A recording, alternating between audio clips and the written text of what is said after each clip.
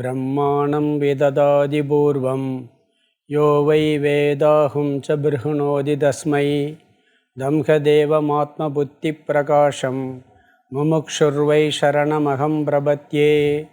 ओं नमो ब्रह्मादिभ्यो ब्रह्मविद्यासम्प्रदायकर्तृभ्यो वंशऋषिभ्यो महत्यो नमो गुरुभ्यः। सर्वोपप्लवरहितः प्रज्ञानगणः प्रत्यगर्तो ब्रह्मैवाहमस्मि। ओं ब्रह्मानन्दं परमसुखदं केवलं ज्ञानमूर्तिं द्वन्द्वातीतं गगनसदृशं तत्त्वमस्यादिलक्ष्यम् एकं नित्यं विमलमजलं सर्वदी साक्षिभूतं भावातीतं त्रिगुणरहितं सद्गुरुं तं नमामि। गुरुर्ब्रह्मा गुरुर्विष्णु गुरुर्देवो महेश्वरः गुरुसाक्षात् परं ब्रह्म तस्मै श्री गुरवे நமக. முதல் ஸ்லோகம் 58வது ஸ்லோகம் படிக்கணும். ஸ்ரீஹரிம் பரமானந்தம் உபதேஷ்டாரமீஸ்வரம் வியாபகம் சர்வலோகானாம் காரணம் தம் நமாம்யகம். ஸ்லோகம் 58. த்ரயமேவம் பவேன் மித்யாம் குணத்ரய விநிர்மிதம் அஸ்ய திருஷ்டா குணாதீதோம் நித்யோ ஹேகச்சிதாத்மகः. த்ரயமேவம் பவேன் மித்யாம் குணத்ரய விநிர்மிதம் அஸ்ய த்ரஷ்டா குணாதீதோம் நித்யோ ஹேகச்சிதாத்மகः. அபரோக்ஷ அனுபூதி ஆதிசங்கர பகவத்பாதர் அருளியது. எத்தனையோ பிரகரண கிரந்தங்கள் இருக்குது அவர் அருளியதில். அது அவர் பேரில் வந்திருக்குன்னு சொல்லுவாங்க நிறையா. விவேக சூடாமணி தத்துவபதமெல்லாம் கூட வேறவங்க எழுதிட்டு அவர் பேரில் இருக்குன்னு சொல்லுவாங்க. ஆனால் இந்த அபரோக்ஷ அனுபூதி அவரே எழுதியது அப்படிங்கிறது எல்லாராலும் நிர்ணயிக்கப்பட்ட ஒரு விஷயம். ஏன்னா இதுக்கு வித்யாரண்ய மகாசுவாமிகள் இதுக்கு விளக்கம் எழுதியிருக்கிறார். இதில் ஆரம்பத்தில் அனுபந்த சதுஷ்டயம் சொல்லப்பட்டது. பிறகு அதில் அதிகாரித்துவத்துக்காக சாதன சதுஷ்டய சம்பன்னக தகுதியை பற்றி சொன்னார். சொல்லிட்டு ஆத்ம விசாரம் சுருக்கமாக சொல்லப்பட்டது. 12லேருந்து 16 வரைக்கும் வேதாந்த விசாரம். அதில் என்ன கேள்விகள் கேட்கப்படணும் வேதாந்தத்தில் அப்படிங்கிறதெல்லாம் சொல்லி அதில் நான் யார் அப்படிங்கிற முக்கியமான ஒரு கேள்வி. அந்த நான் யார் அப்படிங்கிறதுக்காக ஆத்ம தத்துவம் விளக்கினார். ஸ்லோகம் 17லேருந்து 40 வரைக்கும் ஆத்ம விசாரம், நம்மை பற்றிய விசாரம். நான் யாருங்கிற கேள்விக்கு ஆத்ம அனாத்ம விசாரம். இந்த அனாத்மாவாகிய ஸ்தூல சூக்ஷ்ம சரீரத்தினுடைய தன்மை என்ன, அதற்கு ஆதாரமான ஆத்மாவினுடைய தன்மை என்ன, இந்த 2 விஷயங்களும் தெளிவாக விளக்கப்பட்டது 14லேருந்து 40 வரைக்கும். அதில் நிறைய ஒரு 23 லட்சணங்கள் சொன்னார் முதல்ல. பிறகு யுக்தி பிரமாணம், உபனிஷத் பிரமாணம்லாம் சொன்னார். ஆத்மாதான் சத்தியம், அதுதான் ஆதாரங்கிறதுக்கு எப்பயுமே நம்ம சாஸ்திரத்தில் பார்த்தீங்கன்னா இந்த ஆச்சாரியர்கள் சொல்கிறதெல்லாம் பார்த்தீங்கன்னா அவங்க கருத்தையும் சொல்லுவாங்க. சொல்லிவிட்டு அனுபவ ரீதியாக சில உதாரணங்கள் சொல்லுவாங்க. பிறகு புத்தியை தீட்டி புத்திபூர்வமாக யோசிக்கிறதுக்கு யுக்தி பிரமாணம் சொல்லுவாங்க. பிறகு என்னதான் அனுபவம் யுக்தி இருந்தாலும் கூட நம்மளுக்கு கடைசி பிரமாணம் வேதம்தான், சாஸ்திரம்தான். அதனால் இதை நான் மட்டும் சொல்லலை, உபனிஷதங்களில் இப்படியெல்லாம் சொல்லப்பட்டிருக்குன்னு சொல்லி தான் நிரூபணம் பண்ணுறாங்க. அந்த அடிப்படையில் அனுபவம் யுக்தி சாஸ்திரம் இதை வச்சு ஆத்ம விசாரம் பண்ணி முடித்தார். பிறகு ஆத்ம விசாரத்துக்கு அடுத்து ஜகத் மித்தியா, அதிலேயே வந்தது அனாத்மா மித்தியாங்கிற கருத்து வந்தது. அனாத்மான இந்த உடலின் அடிப்படையில் சொல்லிட்டு, இந்த உடல் எதுலேருந்து வந்துச்சு, பஞ்சபூதத்திலேருந்து வந்துச்சு, இந்த பிரபஞ்சத்திலேருந்து வந்துச்சு, அதுவும் மித்தியா. நாம் அனுபவிக்கக்கூடிய அனைத்து மித்தியாங்கிற கருத்தை இப்போ பார்த்துக்கிட்டு இருக்கோம் நம்ம. அது 41லேருந்து 89 வரைக்கும் சொல்லிக்கிட்டு இருக்கிறார். அதில் நிறைய விஷயங்கள் பார்த்து கடைசியாக நம்ம போன கிளாஸில் பார்த்தது ஜீவராசிகள் எல்லாம் மித்தியா, ஆத்மாவே சத்தியம் அப்படிங்கிறதுக்கு அதில் ஒரு உபனிஷத் பிரமாணம் சொன்னார். ஜீவ பிரம்ம ஐக்கியம். பிருகதாரண்ய உபனிஷத்திலிருந்து ஒரு மந்திரத்தை கோட் பண்ணி எல்லா ஜீவராசிகளுக்கும் ஆதாரமாக இருப்பது ஆத்மாதான் அங்கே சொல்லியிருக்கு. அதன் அடிப்படையில் ஆத்மாவே சத்தியம், மிச்ச அனைத்தும் மித்தியா அப்படின்னு சொன்னார். இந்த உலகத்துக்கு ஆதாரம்னு சொன்னார் முதல்ல. பிறகு எல்லா ஜீவர்களுக்கும் ஆதாரம், உலகத்துக்கு மட்டுமல்ல ஜீவராசிகளுக்கும் ஆதாரம். இந்த உலகம் ஜடம் நம்ம பார்க்குறோம், ஜடப்பொருளுக்கு ஆதாரம் அவர் தான். பிறகு உணர்வு ரூபமான சித் ரூபமான இந்த உயிர் தத்துவங்களுக்கும் ஆதாரம் அவர்தான், பிரம்மனே அப்படிங்கிற கருத்து சொல்லப்பட்டது. பிறகு ஸ்லோகம் 56 போன கிளாஸில் இதெல்லாம் பார்த்தோம். நம்ம உலகத்தில் ஒன்றை பயன்படுத்தினோம்னா அனுபவத்தில் இருக்கணும், அது பலனும் கொடுத்தா சத்தியம் நம்ம பொதுவாக நினைப்போம். ஒரு விஷயத்தை ஒன்றை பயன்படுத்துகிறோம், நேரடியாக நம்ம செயல்பாட்டுக்கு வருது, அப்போ சத்தியமாக இருந்தால் தான் செயல்பாட்டுக்கு வர முடியும். அதில் ஒரு பலனும் இருக்கணும். அப்படி இருந்தால் நாம் என்ன பண்ணுறோம், சத்தியம்னு சொல்கிறோம். இந்த உலகத்தை பூரா பயன்படுத்துகிறோம், நேரில் கண்ணால் பார்க்குறோம், ஞானேந்திரியங்களால் பார்க்குறோம், அனுபவிக்கிறோம், அதில் ஒரு பயனும் கிடைக்குது. அப்போ அது சத்தியம் அப்படிங்கிறத நம்ம நிரூபணம் சொல்கிறோம். அதனால் இந்த உலகத்தை நீ எப்படி பொய்ன்னு சொல்ல முடியும் அப்படின்னு கேட்குறார்.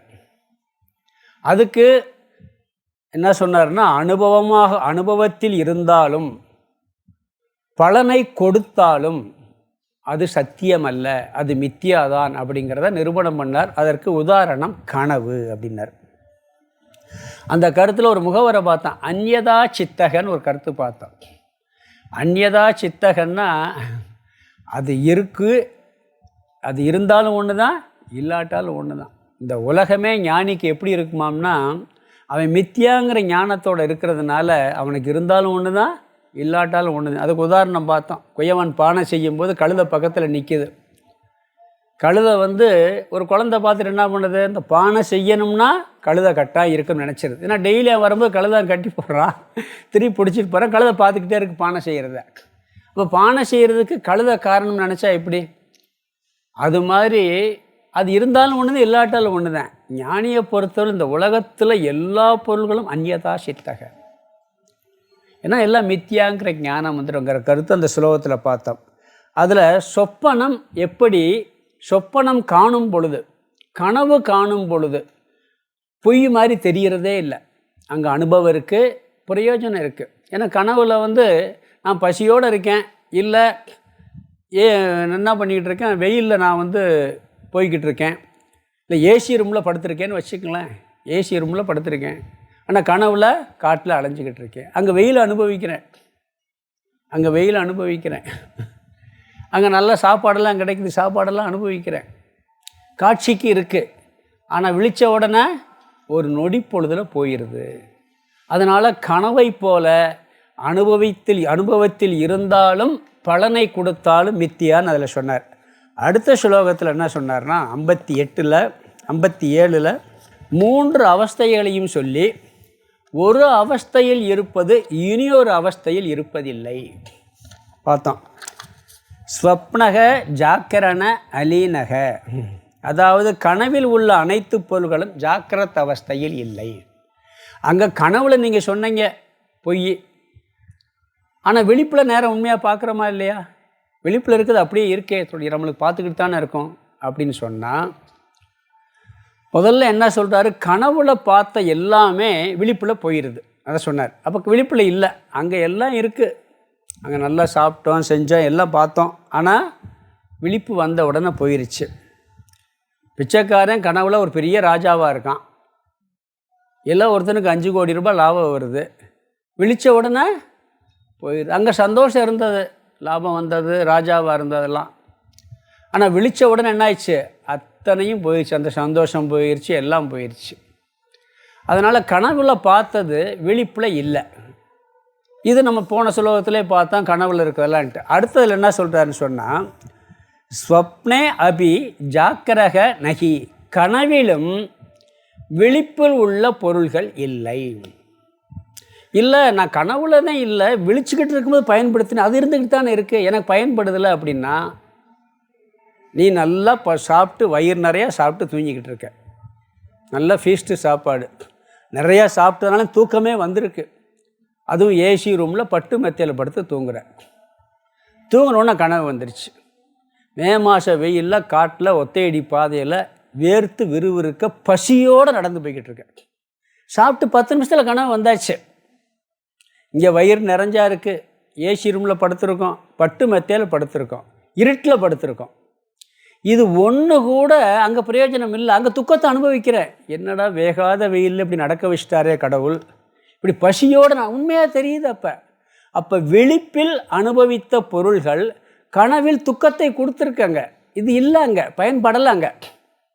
அங்கே அப்போ உண்மையாகத்தான் தெரியுது, அப்போ பொய்யா தெரியலை. விழிச்ச பிறகு நம்ம பொய்ன்னு தெரியுதே ஒழிய, இப்போ சாப்பிட்ட பொருள், இப்போ படுத்திருக்க ரூமு, இப்போ இருக்கக்கூடிய ஏசி, இதெல்லாம் கனவுல ஒரு பிரயோஜனம் இல்லாமல் போயிடுச்சு.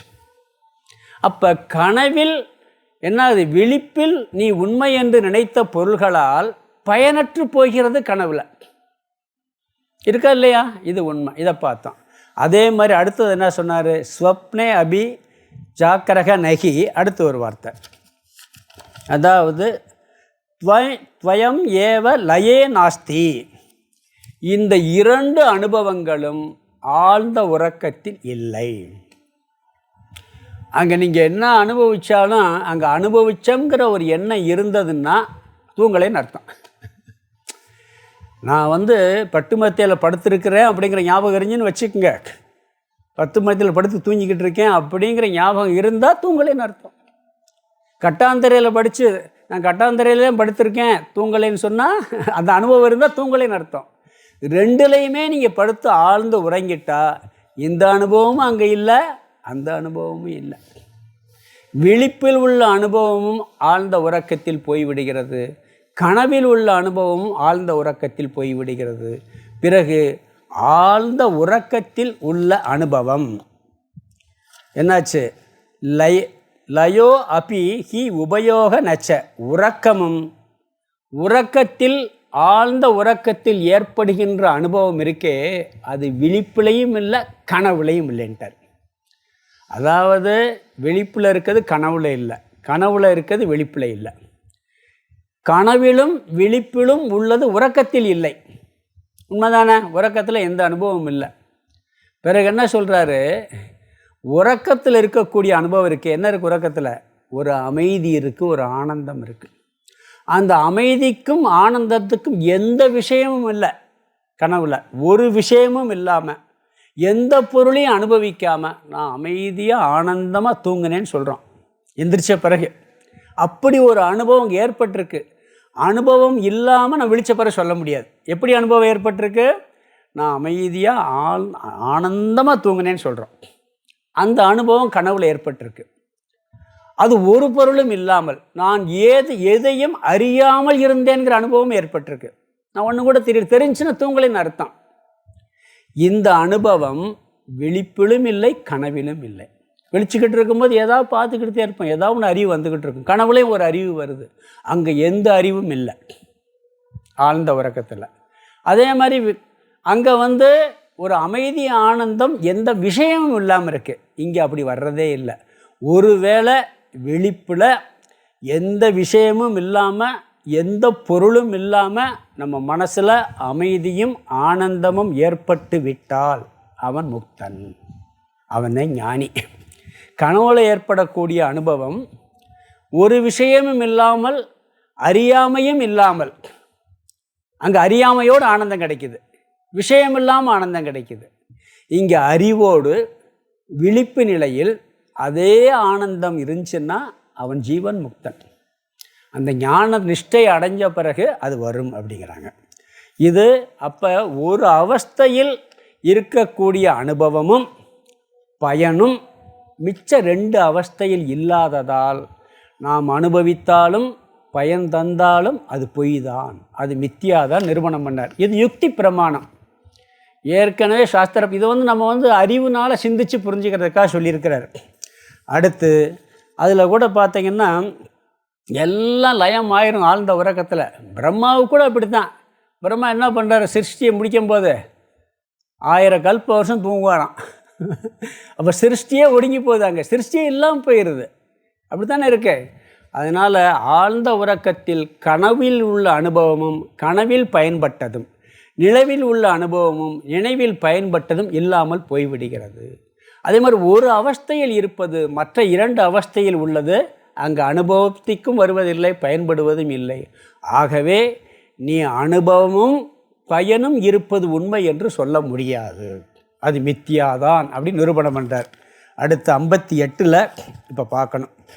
இங்கே அந்த 3 அவஸ்தையும் சொல்லிட்டார். அங்கே அதை கரெக்டு ஃபைனல் பண்ணுறார். என்ன சொல்கிறாருன்னா, 3 அவஸ்தைகளும் மித்தியாவாக இருப்பதால் இந்த ஜகத்தும் மித்தியாவாகத்தான் இருக்க முடியும் ஒரு நிரூபணம் பண்ணுறார்.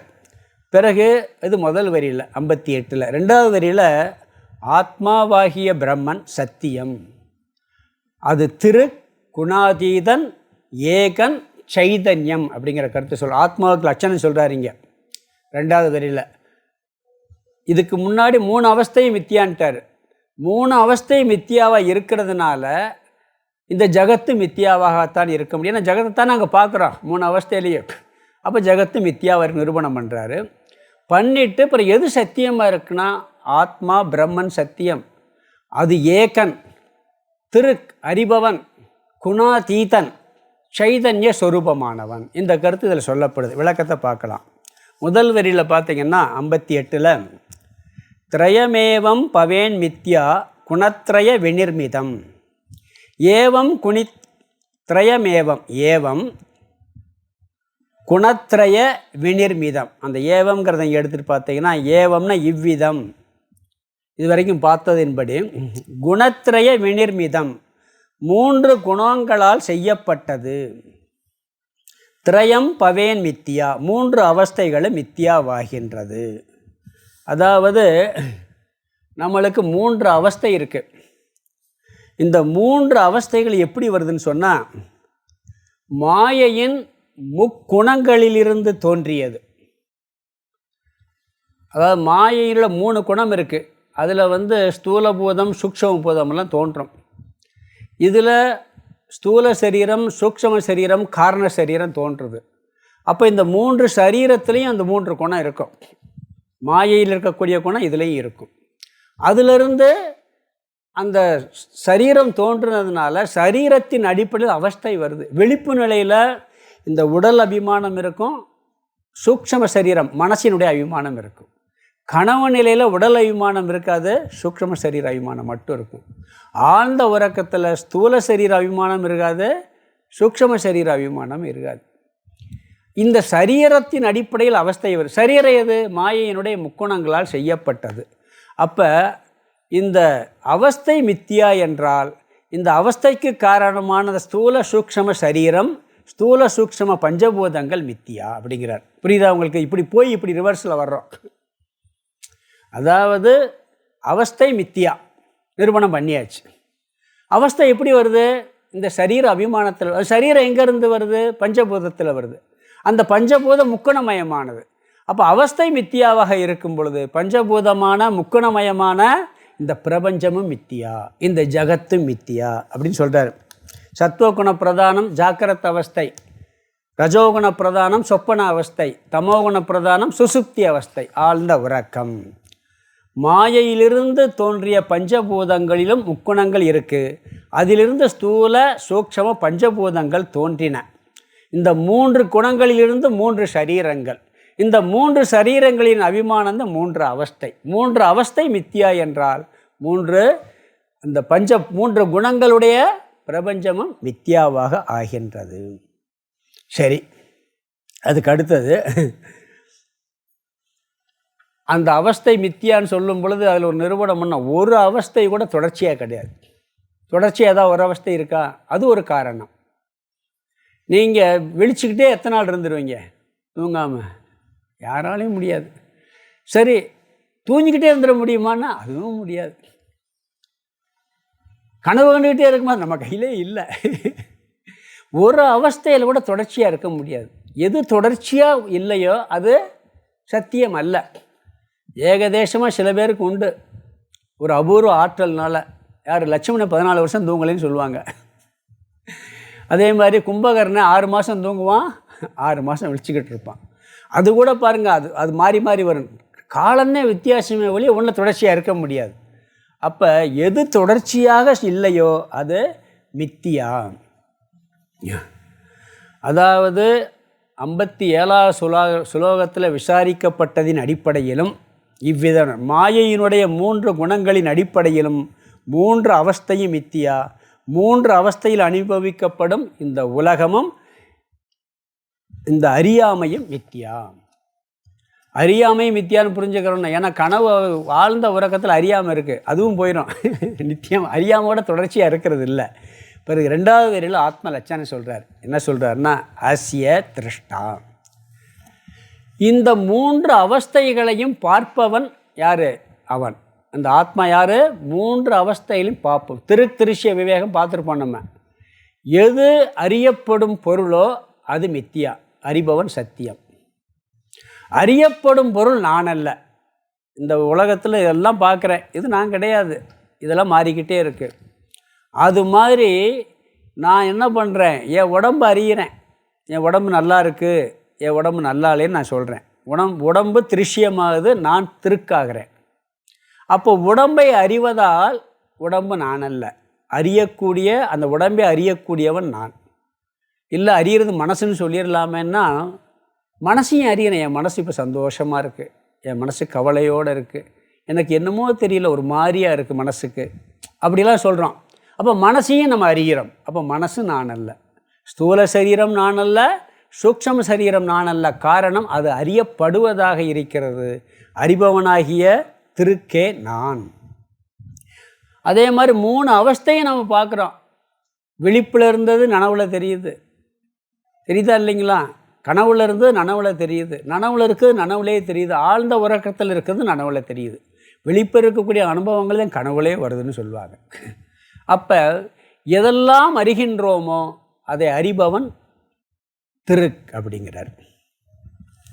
பிறகு இந்த அறியப்படும் பொருள் எல்லாம் 3 குணங்களே உடையது. அப்போ அறிபவன் 3 குணங்களை கடந்தவனாகத்தான் இருக்க முடியும். அதுக்கு என்ன சொல்கிற? குணாதீதக, குணங்களை கடந்தவன். இந்த 3 சரீரம் 3 குணங்களால் ஆக்கப்பட்டது. அதனால் அந்த 3 குணங்களையும் அறியக்கூடிய அறிபவன் திருக், அந்த குணங்களை கடந்தவன். சரி, அவன் எப்படி இருக்கான்? நித்தியக.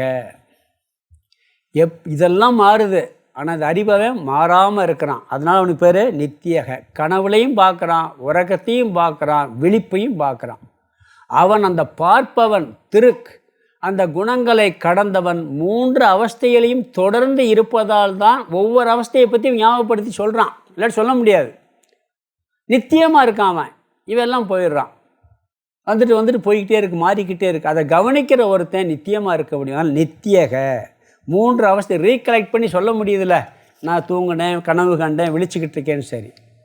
சரி 3 அவஸ்தையிலையும் வேற ஆளாக இருப்பானான்னா ஏககன்ட்டார். ஏகக, அவன் ஒருவன்தான். அறிபவன் ஒருவனாக இருந்தால் மட்டுமே வந்து போவதை அறிய முடியும். இப்போ இங்கே கேட்டில் ஒரு வாட்ச்மேன் காலையிலேருந்து இருக்கார். வாட்ச்மேன் மாறிக்கிட்டே இருந்தால் யார் வந்தால் போனான்னு கரெக்டாக அவரால் சொல்ல முடியாது. ஒருத்தர் மட்டும் கரெக்டாக காலையிலேருந்து சாயந்தரம் வரைக்கும் இருந்தால் என்ன சொல்ல முடியும்? எத்தனை பேர் உள்ளே போயிருக்காங்க, எத்தனை பேர் வெளியே போயிருக்காங்க, என்ன பொருள் போயிருக்கு, என்ன வந்திருக்குன்னு ஒரே ஆள்னு தான் சொல்ல முடியும். மாறி மாறி இருந்தால் சொல்ல முடியாது. ஆனால் மாறி இருந்தால் அவங்க நம்ம விவகாரத்துக்கு பார்த்து எழுதி வச்சுருவாங்க, அவர் வந்து பார்த்துட்டு சொல்வார். ஆனால் ஒரே ஆள் இருந்தால் தான் பார்க்க முடியும். அதனால் இந்த 3 அவஸ்தையிலையும் பார்ப்பவன் ஏகக அப்படின்ட்டார். சரி, அடுத்த வார்த்தை சிதாத்மக. அந்த அறிபவன் ஜடமாக இருந்தால் அறிய முடியுமா? ஜட பொருளால் அறிய முடியுமா? அறிய முடியாது. இல்லை, இப்போ சிசிடிவி கேமராவில் இருக்குது, ஜடந்தேன், எல்லாம் பார்த்துக்கிட்டே இருக்குன்னா அதை இயக்கிறதுக்கு ஒரு சேதன தத்துவம் வேணும், இல்லாட்டி பண்ண முடியாது. அதனால் என்ன சொல்கிறாருன்னு சொன்னால், அது ஏகம், அறிவு சொரூபம், 3 குணங்களை கடந்தது. பிறகு அறிபவனாக இருக்கிறது, 3 குணங்களை கடந்ததாக இருக்கிறது, நித்தியமாக இருக்கிறது, ஒருவனாக இருக்கிறது. அது சித் ஆத்மக, உணர்வு சொரூபமான அறிவு சொரூபமாக இருக்கிறது. இதுக்கு ஒரு உதாரணம் சொல்லணும்னா, இப்போ ஒரு ஹால் இருக்குது, பக்கத்தில் ஒரு ரூம் இருக்குது. அந்த ஹாலில் நிறைய ஆட்கள்லாம் இருக்காங்க. அவர் கேட்குறார், ஃபோன் பண்ணி கேட்குறாரு, என்னப்பா அங்கே யார் இருக்கா? ஒருத்தங்க இருக்காங்க, ஒரு ஆள், இங்கே நிறைய பேர் இருக்காங்க, இவர் இருக்கார், இவர் போயிட்டார், அப்படிலாம் சொல்கிறான். கொஞ்சம் சொல்லிக்கிட்டு இருக்கான். பிறகு கொஞ்சம் நேரம் கழித்து ஃபோன் பண்ணி கேட்குறாரு. அவன் என்ன சொல்கிறான்? எல்லோரும் போயிட்டாங்க அப்படிங்கிறான், ஒருத்தர் கூட இல்லை அப்படிங்கிறான்.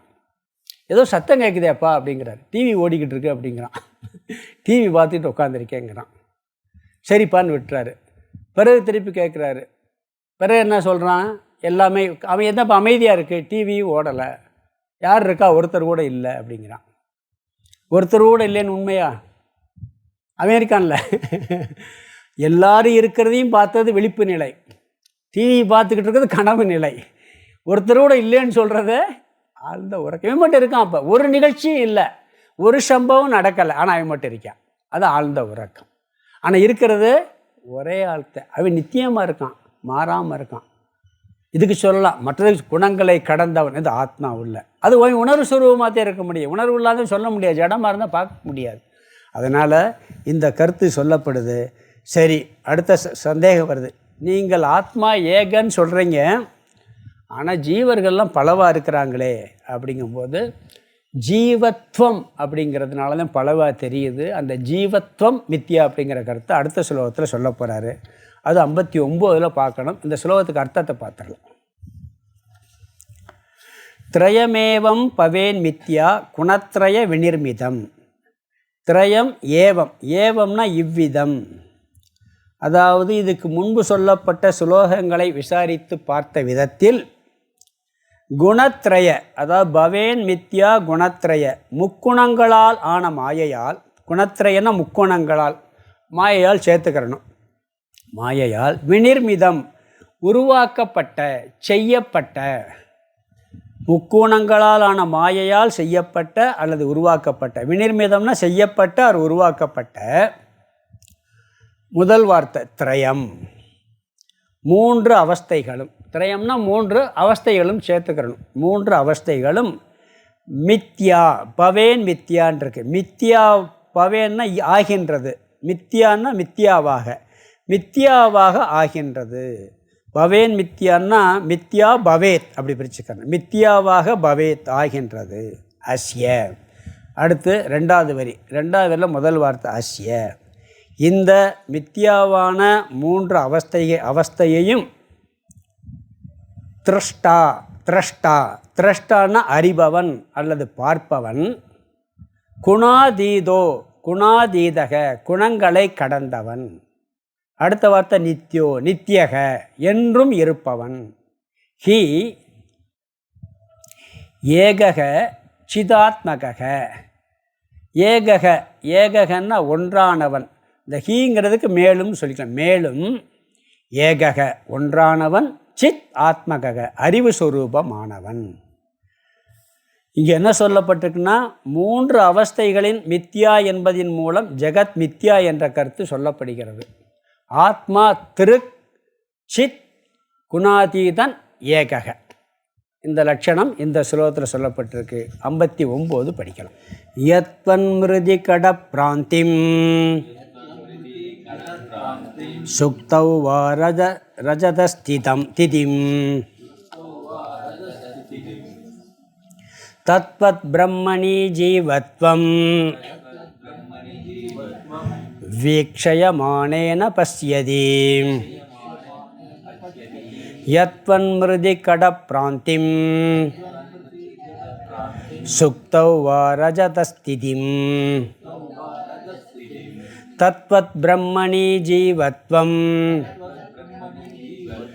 வீக்ஷயமானேன பஸ்யதி. இங்கே ஜீவனின் மித்யாத்வம் 2 ஸ்லோகம் 59, 60 ஜீவத்துவம் மித்தியாங்கிற கருத்தை நிரூபிக்கிறார். அதில் ஒரு ஸ்லோகத்தில், இந்த ஸ்லோகத்தில் பிரம்மனிடம் இந்த ஜீவனுடைய ரூபம் ஏற்றுவிக்கப்பட்டுள்ளது. அடுத்த ஸ்லோகத்தில் நாமம் ஏற்றுவிக்கப்பட்டுள்ளது. இந்த நாம ரூபம் மித்யா அப்படிங்கிற கருத்தை இங்கே வலியுறுத்தி சொல்கிறார் 2 ஸ்லோகத்தில். இங்கே என்ன சொல்கிறாருன்னு சொன்னால், முதல்ல இந்த மனமயக்கத்தினால, பிராந்தியினால தான் நம்ம ரூபத்தை சத்தியமாக பார்த்துறோமா. பிரம்மனிடம் ஜீவத்துவம் என்பது மித்யாவாக இருக்கிறது. அந்த ஜீவம் என்ற ரூபம் பொய்யாக இருக்கிறது. அதற்கு உதாரணம் 2 உதாரணம் சொல்கிறார். மண், பானை, கிளிஞ்சல், வெள்ளி, அதாவது சிப்பி, வெள்ளி. பிறகு அதிஷ்டானத்தை நீ பார்க்க ஆரம்பித்து விட்டால் இந்த ஜீவத்துவம் பொய் என்பது தெரிந்துவிடும். ஜீவம் போய்விடும், ஜீவத்துவம் போய்விடுமா. எப்போ உனக்கு ஞானம் இதுதான் ஆதார தத்துவத்தை நீ பார்க்குறையோ அப்போ அறிவுல ஆள் மனசில் இந்த ஜீவத்துவம் போய்விடுங்கிறார். இந்த 3 கருத்து. முதல்ல பிரம்மனிடம் ஜீவத்துவம் என்பது பொய், அது ரூபம். அதற்கு உதாரணம் மண், பானை, சிப்பி, வெள்ளி. பிறகு ஆதாரத்தை பார்க்கும் பொழுது ஆரோபம் செய்யப்பட்ட அந்த ஆரோபம் செய்யப்பட்ட பொருள் மித்யாவாகிவிடும், சென்றுவிடும் அப்படிங்கிறார். இங்கே ஜீவத்துவத்துக்கு ஒரு முக்கியத்துவம் கொடுத்து சொல்கிறார். நம்ம ஜகத் மித்யா அப்படிங்கிறத சொல்கிறோம், இங்கே ஜீவத்துவம் மித்யான்னு சொல்கிறார். ஏன்னா ஜகத் ஜடம், அதனால் அது மித்யாங்கிறத புரிஞ்சுக்கிறது ஈஸி. ஏன்னா அது வெளியே இருக்குது, பார்த்து புரிஞ்சுக்கிறோம். ஜீவன்கிறது நான், என் உணர்வாக இருக்குது, சைதன்யமாக இருக்குது. அதை மித்தியான்னு புரிஞ்சுக்கிறது கொஞ்சம் மனசு ஏற்றுக்கிறாது. இந்த உலகம் நம்ம கண்ணில் பார்க்குற இன்னைக்கு இருக்குது, போயிடுது, எல்லாம் வந்துக்கிட்டு இருக்கு. நான் இருக்கனே, உணர்வோடு இருக்கனே, அது எப்படி மித்தியான்னு சொல்கிறது? அதனால் அதை கொஞ்சம் கடினமாக இருக்குது. அது மட்டும் இல்லை, எப்போ பார்த்தாலும் சரி தத்துவ மஷின்னு சொல்லும் போது ஜீவன் ஈக்குவல் டு பிரம்மன் வர சொல்லிவிடுறோம். ஜீவன் தான் பிரம்மன் அப்படின்னு சொல்கிறோம். அப்படி இருக்கும்போது இப்போ பிரம்மன் மித்தியாவாயிருமா இல்லையா? அதனால் அந்த ஜீவத்துவம் மித்தியாங்கிறத சொல்கிறது கொஞ்சம் கஷ்டம். இந்த டேபிளில் சத்து இருக்குது, பிரம்மன்ட்டையும் சத்து இருக்குது, 2 ஒன்று நம்ம நிரூபிப்போம். சத்தின் அடிப்படையில் ஜகத்தும் பிரம்மனும் ஒன்றுன்னு நிரூபிப்போம். சித்தின் அடிப்படையில் ஒன்று நிரூபிக்கும் பொழுது கொஞ்சம் கஷ்டம் இருக்குது. இப்போ தத்துவ மஷின்னு சொல்கிறான், நீ அதுவாக இருக்கிறாய். யாரை சொல்கிறான்? ஜீவனத்தையும் சொல்கிறான். ஜீவன் ஈக்குவல் டு பிரம்மன்கிற அர்த்தத்தில். அகம் பிரம்மாசின்னு சொல்கிறோம். அது எந்த அடிப்படையில் சொல்கிறோம்? ஜீவன் அடிப்படையில் சொல்கிறோம். ஜீவனே நானே பிரம்மன் சொல்கிறோம். அயம் ஆத்மா பிரம்ம, இந்த ஆத்மா தான் பிரம்மன்கிற இதில் சொல்கிறோம், ஜீவன்கிற அடிப்படையில் சொல்கிறோம். பிரஜானம் பிரம்மங்கிறோம். 4 மகா வாக்கியம் எதை சொல்லுது? ஜீவனே பிரம்மன் சொல்லுது. அப்படி இருக்கும்போது ஜீவன் மித்தியான்னு சொல்லும்போது கொஞ்சம் கஷ்டம் வந்துடுது அதில். அப்போ ஜீவத்துவம் மித்தியாங்கிறத சொல்லணும் அப்படிங்கிறதுக்காக இங்கே சொல்கிறார். ஜீவன் ஈக்குவல் டு பிரம்மன் சொல்லிவிட்டு ஜீவன் ஈக்குவல் டு மித்தியான்னு சொன்னால் பிரம்மன் ஈக்குவல் டு மித்தியாவாயிரும். கரெக்ட் தானே? ஜீவன் ஈக்குவல் டு மித்தியா, ஜீவன் ஈக்குவல் டு அப்புறம் ஜீவன் ஈக்குவல் டு பிரம்மன். இப்போ பிரம்மன் மித்தியா ஒன்றாயிருமா இல்லையா? பிரம்மன் ஈக்குவல் டு மித்தியாவாயிரும். அப்படி லாஜிக் படி பார்த்தோம்னு சொன்னான். அதனால் இங்கே என்ன சொல்கிறாருன்னா, கவனமாக இங்கே புரிஞ்சுக்கிட்டு ஜீவத்துவம் மித்தியாங்கிறத புரிஞ்சுக்கிறணும் அப்படிங்கிறதுக்காக சொல்கிறார். ஜீவனுக்கு அதிஷ்டானமாக இருக்கக்கூடிய சைதன்யம் சத்தியம். அந்த ஜீவன், அந்த பிரதிபிம்ப சைதன்யத்தினால் வந்த ஜீவத்துவம் மித்தியா அப்படிங்கிறார். ஜடப்பொருளும் பிரம்மனும் சத்தின் அடிப்படையில் ஒன்று. ஆனால் ஜீவன்கிட்ட எக்ஸ்ட்ரா ஒன்று போய் உட்காந்துருது, சத்தோட சித்து உட்காந்துருது. ஜடத்தில் சித்து வெளிப்படுறதில்லை. எல்லா இடத்துலையும் சித்து இருக்குது, இங்கேயும் சித்து இருக்குது. எல்லாம் பிரம்மன் சொன்னால் இங்கேயும் சித்து இருக்குது, இந்த டேபிள்லேயும் சித்து இருக்குது. ஆனால் அது வெளிப்படுறதில்லை. ஆனால் ஜீவன்கிட்ட சித்து வெளிப்படுது, சத்தோட சித்து வெளிப்படுது, எக்ஸ்ட்ரா ஒன்று வெளிப்படுது. இதுக்கு உதாரணம் பார்த்திங்கன்னா, இந்த அக்னி இருக்குது. அக்னியில் 2 தன்மை இருக்குது. என்ன இருக்குது? ஹீட் அண்டு லைட்டு இருக்கா இல்லையா? ஒரு நெருப்புன்னு இருந்தால் ஒளி விடும், வெளிச்சம் வரும், அடுத்து சுடும். இது ஹீட்டினுடைய தன்மை. பிரம்மனிடம் எப்படி சத்து சித்துன்னு இருக்கோ அது மாதிரி இங்கே ஹீட் அண்ட் லைட் இருக்குது நெருப்பில். சரி, அதை ஒன்றில் ஏற்றி வைக்கிறோம், தண்ணியில் ஏற்றுறீங்க. அந்த நெருப்பை தண்ணியில் ஏற்றுறீங்க, சூடு பண்ணுறீங்க. சூடு பண்ணால் தண்ணியில் என்ன ஏறும்? ஹீட்டு மட்டும்தான் ஏறும், லைட் ஏறாது. வெளிச்சம் வருமா தண்ணிக்கு? வெளிச்சம் ஏறாது. வெளிச்சத்தை அதில் ஏற்றி வைக்க முடியாது. அதே ஒரு இரும்பு குண்டில் போட்டிங்கன்னா இரும்பு குண்டில் ஏற்றா அங்கே இரும்பு குண்டு பிரகாசமாகும், ஹீட்டும் ஏறும். அந்த இரும்பு குண்டில் அந்த நெருப்பினுடைய வெளிச்சமும் பிரதிபலிக்கிறது, சூடும் பிரதிபலிக்கிறது, வெளிப்படுகிறது. ஆனால் தண்ணியில் சூடு மட்டும் வெளிப்படுகிறது, வெளிச்சம் வெளிப்படுவதில்லை. அதுபோல ஜடப்பொருள் அனைத்திலும் பிரம்மனுடைய இருத்தல் இருக்கிறது, சத்து என்ற ஒன்று மட்டும் வெளிப்படுகிறது. இருக்கு சித்து வெளிப்படலை. நம்மளிடம் ஜீவ தத்துவத்திடம் அது இருக்கு என்ற சத்தும் வெளிப்படுகிறது, அந்த அந்த உணர்வும் வெளிப்படுகிறது. அதனால தான் உயிர்னு சொல்கிறோம். எங்கே வெளிப்படும்னா, எங்கே பிரதிபிம்ப சைதன்யம் இருக்கோ அங்கே தான் சித்து வெளிப்படும். இப்போ ஒன்றில் சூரிய வெளிச்சம் இருக்குது, இப்போ இங்கே சூரிய வெளிச்சம் இருக்கா? இருக்குது. வெளியே சூரிய வெளிச்சம் இருக்குது. சூரியன் தெரியுதா? வெளிப்படுற இடத்துல மண்ணில் சூரியன் தெரியுதா, கல்லில் தெரியுதா? ஆனால் சூரிய வெளிச்சம் அங்கே இருக்குது. ஆனால் கண்ணாடி இருந்துச்சுன்னா சூரியனே தெரியும், தண்ணி இருந்தால் சூரியனே தெரியும். இதில் சூரிய வெளிச்சம் பிரதிபிம்பிக்கிறது, ஆனால் சூரியன் தெரிவதில்லை. ஆனால் கண்ணாடியிலோ தண்ணியிலோ சூரிய வெளிச்சம் வெளிப்பட்டாலும் அதனுடைய உருவமும் சேர்த்து வெளிப்படுகிறது. அது மாதிரி ஏன்னா அது தன்மை பளபளன் இருக்குது, ஒரு வலுவழுப்பாக இருக்குது, சூக்ஷமாக இருக்குது. அது மாதிரி இந்த ஜடமான உடம்பு, ஜடமான பொருளில் அந்த சத்து சித்து பட்டாலும் சத்து மட்டும் தெரியும், அந்த சித்து தெரியாது. எங்கே சூக்ஷமமான சரீரம் இருக்கோ அங்கே தான் சித்து வெளிப்படும். ஒவ்வொரு உயிருக்கும் உள்ளேயும் சூக்ஷம சரீரம் இருப்பதால் அங்கே உணர்வு வெளிப்படும். சூக்ஷம சரீரம் வெளியேறிடுச்சுன்னு வச்சுங்க, பணம் சொல்லிடுவோம், ஜடம் சொல்லிடுவோம். சூக்ஷம சரீரம் அந்த உடம்பு விட்டு போகிறது தான் உயிர் பிரிகிறது. அந்த சூக்ஷம சரீரம் இது வரைக்கும் உணர்வு வெளிப்படும். அதில் தான் பிரதிபிம்ப சைதன்யம் வரும். அந்த சைதன்யம் ஒரிஜினல் சைதன்யம், பிரம்மத்தினுடைய ஒரிஜினல் சைதன்யத்தினுடைய பிம்பம் வெளிப்படும். அதனால் என்ன சொல்கிறாருன்னு சொன்னால், இங்கே ஜீவனிடம் சத்தும் சித்தும் வெளிப்படுவதால் ஜீவனுக்கு உணர்வுக்கு அந்த உயிர்த்தன்மைக்கு ஆதாரமாக இருக்கின்ற அந்த பிரம்ம சைதன்யத்தின் அடிப்படையில் எடுத்துக்கொண்டால் அந்த சைதன்யம்தான் உண்மை. அதில் பிரதிபிம்பிக்கின்ற பொருளும் அந்த பிரதிபிம்பமும் பொய். சூக்ஷ்ம சரீரமும் பொய்யே, அதில் பிரதிபிம்பிக்கிற இதுவும் பொய். சைதன்யமே சத்தியம். அந்த அடிப்படையில் பார்க்கும் பொழுது இந்த ஜீவத்துவம் என்பது பொய்யாகிறது. சைதன்யத்தை விட்டு சிதாபாசனையும் சூக்ஷ்ம சரீரம், சிதாபாசன் என்ன? சைதன்யத்துடைய பிரதிபிம்பம். அது சூக்ஷ்ம சரீரத்தில் பிரதிபிம்பம் இருக்குது. சூரியனுடைய பிரதிபிம்பம் கண்ணாடியில் இருக்கிறது மாதிரி இருக்குது. அப்போ கண்ணாடியே சூரியனும் கிடையாது, கண்ணாடியில் தெரிகிற சூரியமும் உண்மை கிடையாது. சூரியன் இருப்பதுனால தான் கண்ணாடி இருக்கிறதே தெரியுது. அந்த கண்ணாடியே சூரியனை காட்டுது. அப்படிங்கிறதுக்காக கண்ணாடியும் அதில் காட்டுற அந்த பிம்பமும் உண்மைன்னு சொல்ல முடியுமா? சொல்ல முடியாது. சைதன்யம் இருப்பதால் தான் மனசும் இருக்குது, சூக்ஷ்ம சரீரம் இருக்குது. அந்த சூக்ஷ்ம சரீரம் சைதன்யம் பிரதிபிம்பிக்குது. அதன் அடிப்படையில் பார்த்தால் சைதன்யம் மட்டும் உண்மை. அது பிரதிபிம்பிக்கின்ற பொருளாகிய அந்த சூக்ஷ்ம சரீரமும் மித்தியா, அதில் தெரிகின்ற பிம்பமும் மித்தியா. சிதாபாசன் ஏற்றி வைக்கப்பட்டது எங்கே? சூக்ஷ்ம சரீரத்தில். அதற்கு சொல்கிற உதாரணம் களிமண், பானை, கிளிஞ்சல், வெள்ளி. யத்வன் மிருதி கடப்பிராந்தி. முதல் வரி பார்த்தீங்கன்னா, எவ்விதம் களிமண்ணில் பானை என்ற பொய்யான தன்மையையும். உண்மையிலே அங்கே இருக்கிறது எது? பானையா? ஒரு நிமிஷம் உடச்சி போட்டால் திருப்பி மண்ணாயிரும். மண்ணாக இருந்தது பானையாக வந்திருக்கு, திருப்பி மண்ணாக போயிடும். பானை என்பது ஒரு தோற்றமே தெளிய, அங்கே உண்மையாக இருப்பது மண் மட்டுமே.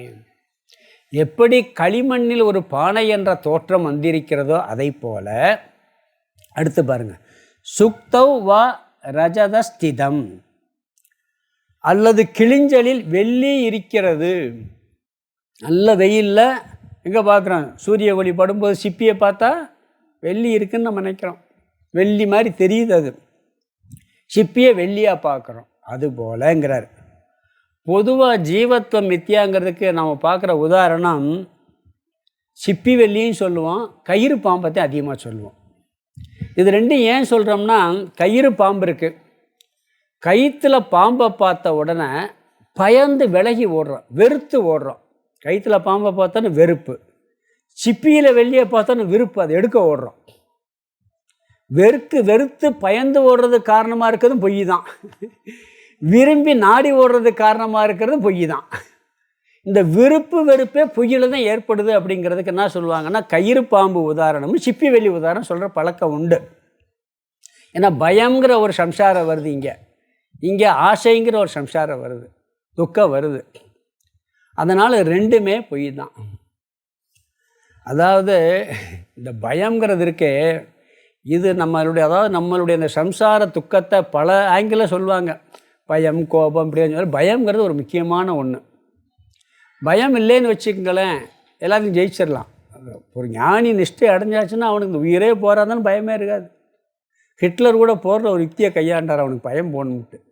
ஏதாவது ஒரு இடத்துல போகும்போது அந்த நாட்டில் என்ன பண்ணியிருக்காங்க, இந்த உயிர் பயத்துக்காக சொல்கிறாங்க. அங்கே போனால் அந்த நாட்டுடைய கிளைமேட்டு அதிலெல்லாம் பார்த்தா நம்ம ஜெயிக்க முடியாது. ஏன்னா அங்கே அந்த சுச்சுவேஷன் போட்டில் போகிறார், எல்லாத்தையும் இறக்கி விட்டால் நிற்கிறாங்களாம். ஏன்னா ஜெயிக்க முடியாது இவங்ககிட்ட போய், அந்த கிளைமேட் நம்மளுக்கு ஒத்துக்கிறான்னு சொல்லி. ஏன்னா இறக்கி விட்டுன்னு போட் அப்புறம் அடிச்சு நொறுக்க சொல்லிட்டாரான். திரும்பி வரவே முடியாது, ஒரு தீவு, செத்துத்தே ஆகணும். சரி துணிஞ்சிட்டான், வேறு வழி இல்லைங்க. உயிர் பயம் போச்சுன்னா அது பிறகு போய் ஜெயிச்சுட்டு வந்துட்டான்னு சொல்லுவாங்க. இந்த பயங்கிறது மனிதனுக்கு ஒன்றா இருக்குது. இன்னொரு ஒருத்தர் சொல்லுவார், இந்த பயத்தை பற்றி சொல்லும்போது, ஒரு குளம், அங்கே விஷப்பாம்பு இருக்குது, சின்ன குளம், அதில் குதித்து வெளியே வரணும். வந்தால் உனக்கு 1,00,000 ரூபா பணம். இப்படி ஒரு போட்டி. எவனா போவானா, விஷப்பாம்பு நிறைய கிடக்கு, 1,00,000 ரூபாய் இப்போ யாராவது சாக விரும்புவானா, எவனும் போகல. ஒருத்தன் டபார்னு தவிட்டு தத்தி புத்தி அடித்து வெளியே வந்துட்டான். வெளியே வந்து எப்படா பயம் இல்லை உனக்கு பழங்க எல்லாம் கை கொடுக்குறாங்க. அவன் அதை பற்றி சுற்றி முற்றி பார்த்துக்கிட்டே இருந்தானா.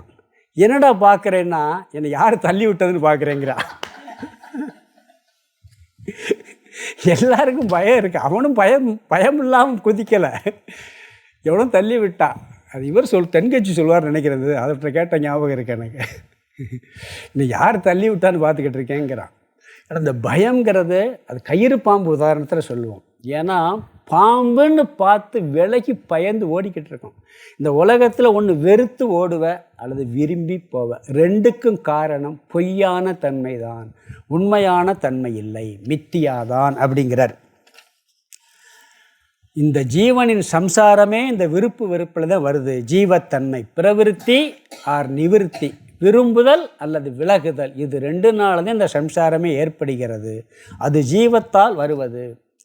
இன்பத்தை கண்டு விரும்பி நாடுவதும் துன்பத்தை கண்டு விலகி ஓடுவதும் அனைத்து ஜீவராசிகளும் செய்கின்றன. எல்லா ஜீவராசித்தானே செய்யுது. இது ரெண்டுமே அந்த நாடி ஓடுறதும் விலகி வர்றதும் மித்தியானால. இதுக்கு நம்ம சொல்கிற சாதாரண உதாரணம் பொதுவாக கயிறு பாம்பு, சிப்பி வெள்ளி. இங்கே சிப்பி வெள்ளியை சொல்லிட்டு இன்னொரு உதாரணம் மண்பானையை சொல்லியிருக்கார். அது நாம் ரூபம் அப்படிங்கிற அடிப்படையில் சொல்லியிருக்கார். பானையும் வெள்ளியும் பொய் ஏற்றுவிக்கப்பட்டது, அதுபோல் பிரம்மத்திடம் ஜீவத்துவம் ஏற்றுவிக்கப்பட்டுள்ளது. 2வது வேலை சொல்கிறார், தத்வத்து பிரம்மணி ஜீவத்துவம், அதுபோல பிரம்மனிடத்தில் ஜீவத்துவம் ஏற்றி வைக்கப்பட்டுள்ளது. எப்படி மண்ணில் பானை ஏற்றி வைக்கப்பட்டதோ, சிப்பியில் வெள்ளி ஏற்றி வைக்கப்பட்டதோ, அதுபோது பிரம்மனிடத்தில் ஜீவத்துவம் ஏற்றி வைக்கப்பட்டுள்ளது.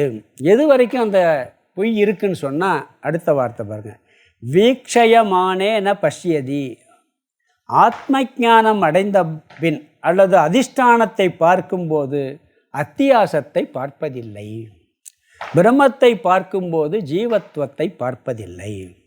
சிப்பியை பார்க்கும்போது வெள்ளி தெரிவதில்லை. மண்ணை பார்க்கும்போது பானை தெரிவதில்லை.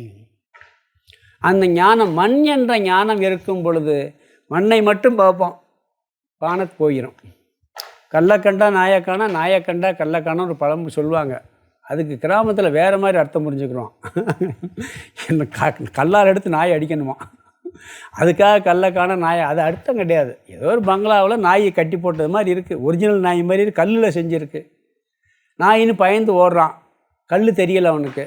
கல்லுன்னு பார்த்தோன்னா நாய் இல்லை, பயம்லாம் உள்ளே ஓடி போயிடுறான். அதுக்காக அந்த உதாரணம் சொல்கிறது. நம்மளுக்கு திருமந்திரத்தில் 2 பாட்டு இருக்குது. ஜெகத் மித்யாவுக்கு ஒரு பாட்டு, இந்த ஜீவன் மித்தியா, இந்த நம்ம ஜீவன் மித்தியாங்கிறதுக்கு ஒரு பாடல் இருக்குது. மரத்தை மறைத்தது மாமத யானை, மரத்தில் மறைந்தது மாமத யானை, பரத்தை மறைத்தது பார்முதல் பூதம், பரத்தில் மறைந்தது பார்முதல் பூதம். இது பஞ்சபூதத்தை சொல்கிறார். யானையில் செஞ்ச மரம் இருக்குது. யானைன்னு பார்க்கும்போது மரம் மறைஞ்சு போச்சு.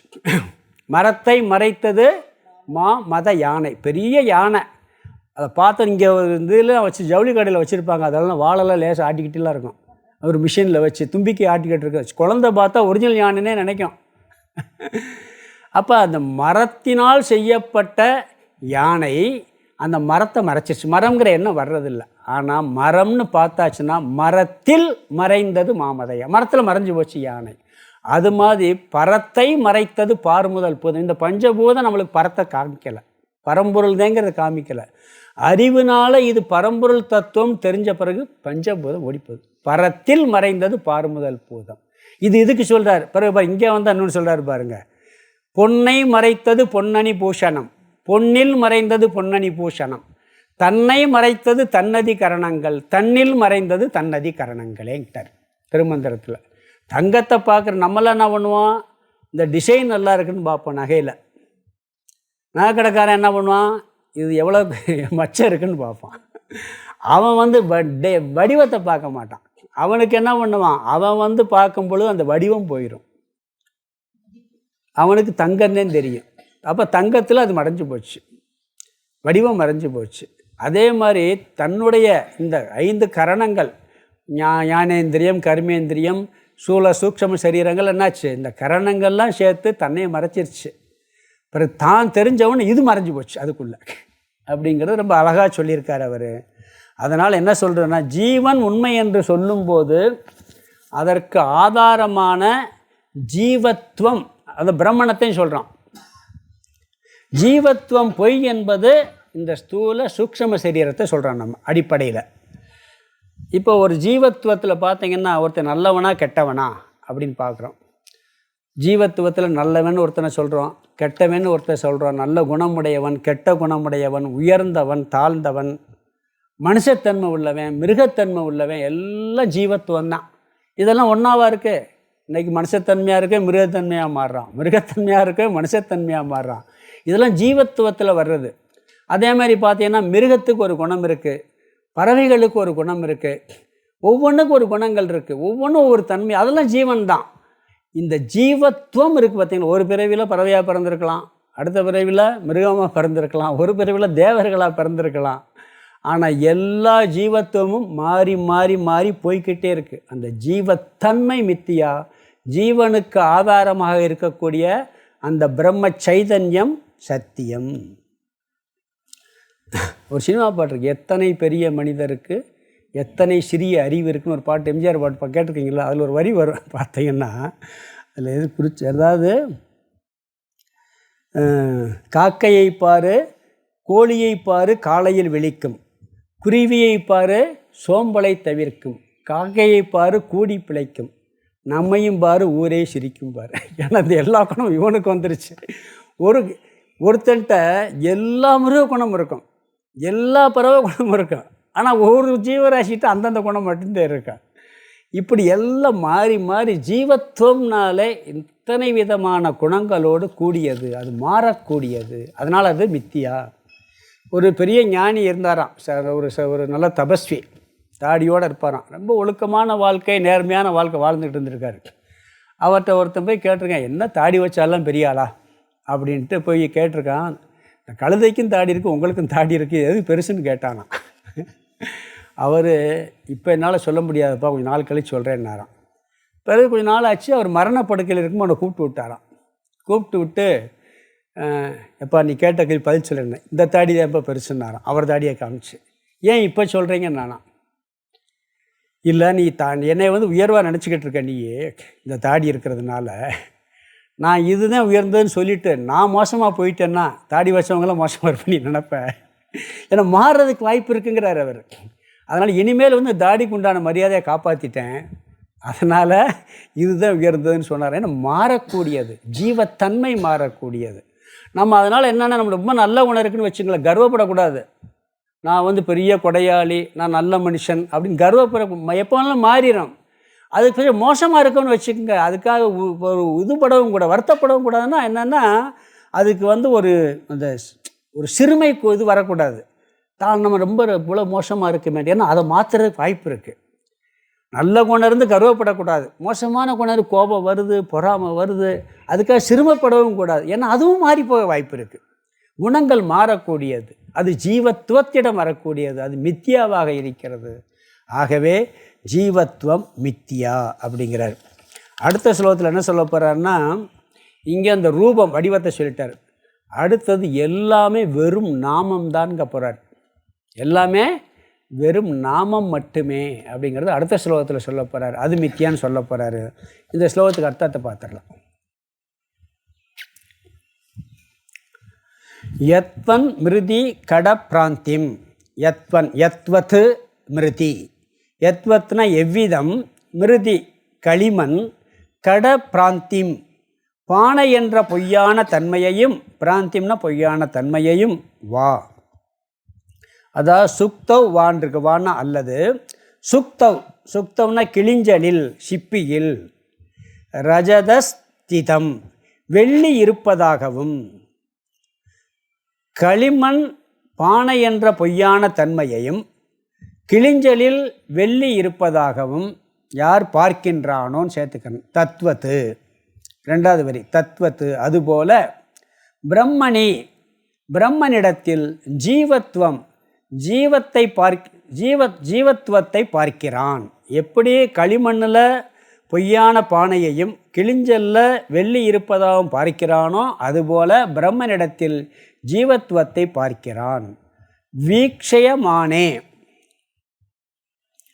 ஆனால் தெளிவாக அதிஷ்டானத்தை பார்க்கும்போது, ஆதாரத்தை பார்க்கும் பொழுது ந பஷ்யதி, ஜீவத்துவத்தை பார்ப்பதில்லை. இந்த ஜீவத்துவம் எப்போ போகுது? அதிஷ்டானத்தை பார்த்துட்டான்னா அது போய் விடுகிறது அப்படிங்கிறார். இங்கே ஜீவத்துவம் மித்தியா.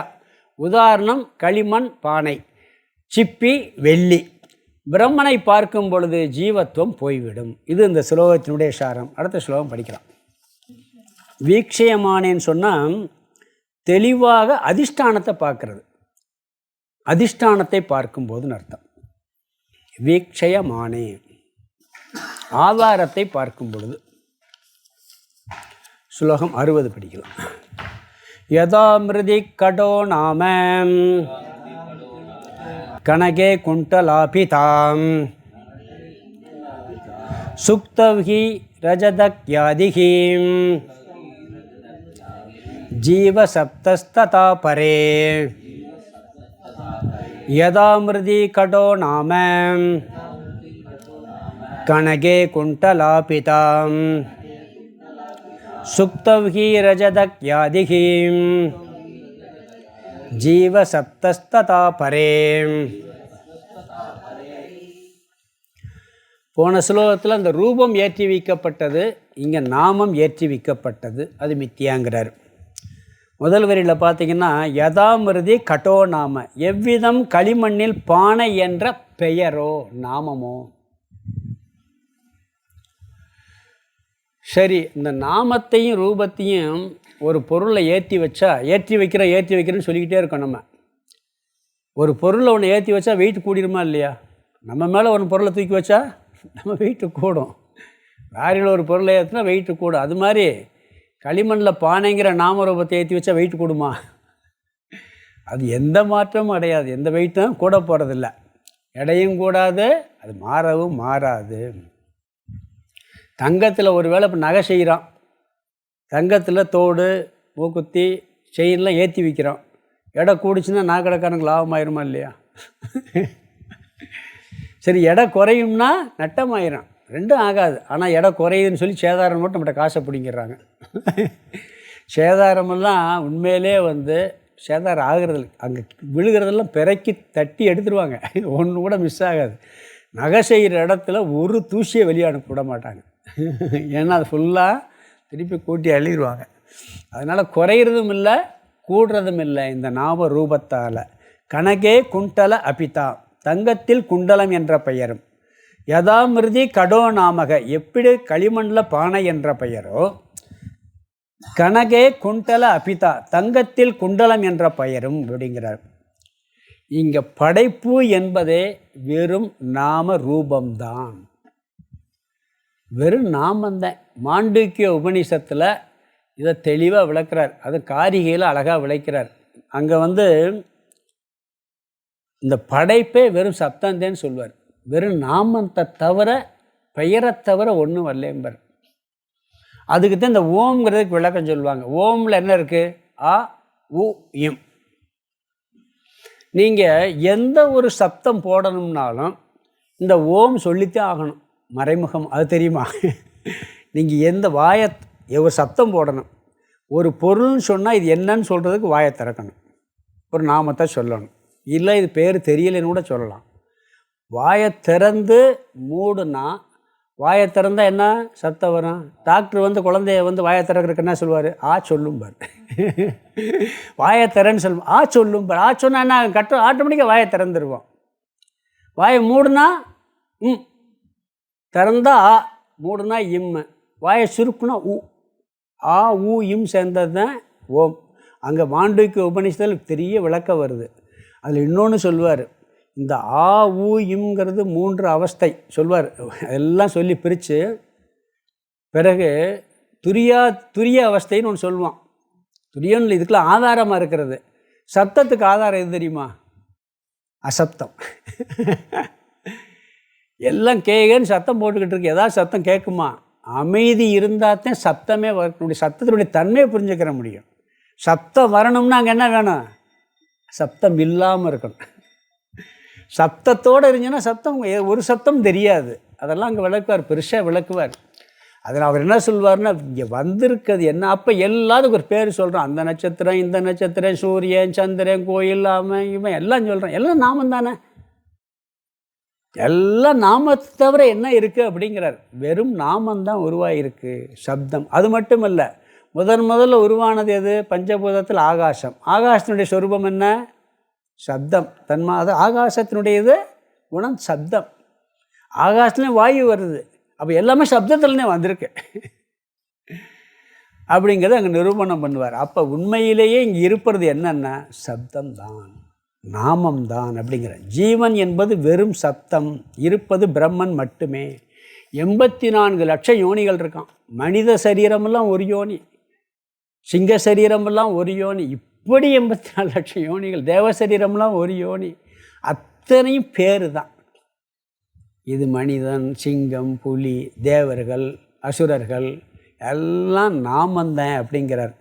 அதனால தான் பாருங்கள், கடவுளுக்கு கூட பாருங்களேன் என்ன படிக்கிறாரு மாணிக்க, ஒரு நாமம் ஓர் உருவம் ஒன்றும் இல்லா இருக்குன்ட்டார். உண்மையான கடவுளுக்கு ஒரு நாமமும் இல்லை, உருவமும் இல்லை. ஒரு நாமம் ஓர் உருவம் ஒன்றும் இல்லா இருக்கு, 1000 திருநாமம் பாடினாம் தெல்லேனம் கொட்டோமோங்கிறார் மாணிக்க வாசகர். எப்படி அழகாக சொல்கிறார் பாருங்கள். கடவுளுக்கு உண்மையிலே இல்லை. அப்போ இந்த நாம ரூபமெல்லாம் வெறும் பொய், ஒரு தோற்றம்தான். கடவுளுக்கே பல நாமம் சொல்கிறான், அதுவே இல்லைன்ட்டார்.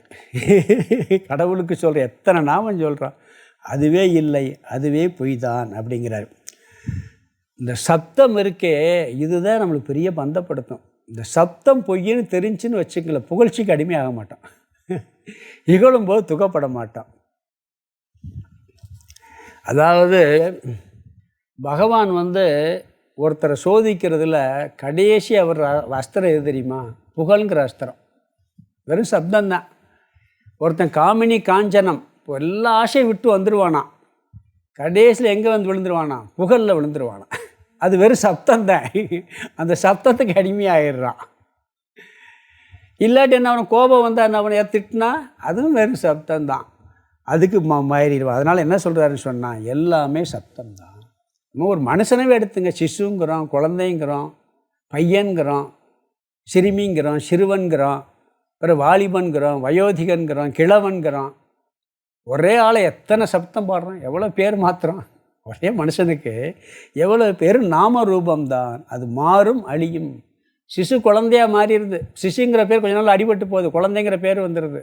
குழந்தைங்கிற பேர் சிறுவன்கிற பேர் வந்துடுது. பிறகு வாலிபன்கிற பேர் வந்துடுது, அந்த பேர் ஓடி போயிடுது. பிறகு வயோதிகன், பிறகு கிழவன், எல்லாம் போயிடுது.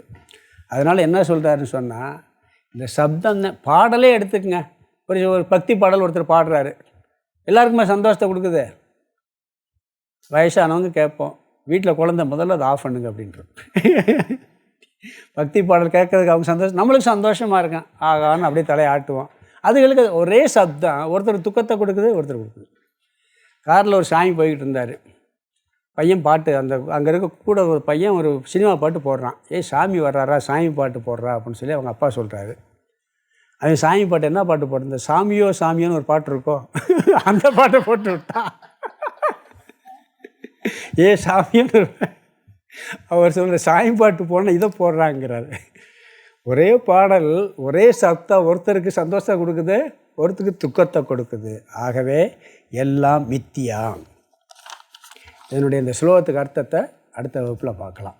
ஓம் பூர்ணமத பூர்ணமிதம் பூர்ணாத் பூர்ணமுதச்யதே பூர்ணஸ்ய பூர்ணமாதாய பூர்ணமேவாவசிஷ்யதே. ஓம் சாந்தி சாந்தி சாந்தி. ஹரி ஓம் ஆதிகுருநாத சுவாமிக்கு ஜெய்.